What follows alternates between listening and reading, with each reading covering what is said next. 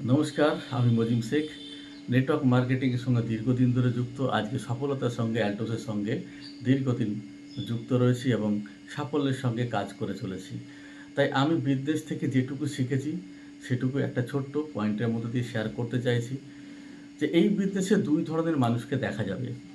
এক ধরনের মানুষ হচ্ছে কাজ করতে হয় তাই করছি, অর্থাৎ নেটওয়ার্ক জয়েন করেছি করছি। আরেক ধরনের মানুষ হচ্ছে ভালো লাগে তাই করে, অর্থাৎ ব্যবসাটাকে ভালোবেসে করে, কি পেলাম না পেলাম হিসেব করে না।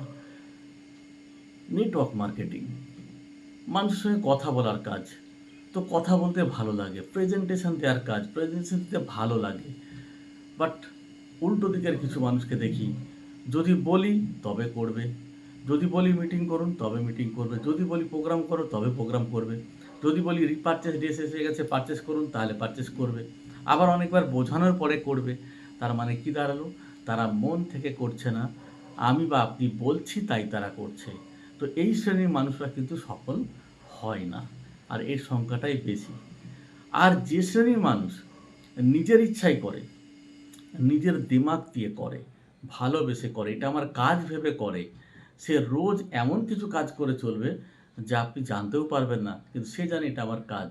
সেটা করার মধ্যে দিয়ে কী লাভ হলো, কী লস হলো, ক টাকা এলো, ক টাকা গেল, ক টাকা খরচা হলো, কিচ্ছুটি দেখবে না। সে শুধু একটাই জিনিস দেখবে, আমার বিজনেস আমাকে বড় করতে হবে, সবচেয়ে বড় হবে, সবচেয়ে ফায়দা আমি পাবো। তাই তারা ভালোবেসে নেটওয়ার্ক মার্কেটিংকে যারা করে তারাই সফল হয়। আপনি নিজেকে চেক করুন, আপনি কোন ক্যাটাগরির, তাহলেই আপনার সাকসেস আসবে কি আসবে না আপনি ডিসিশান নিতে পারবেন। Thank you. জয় টস।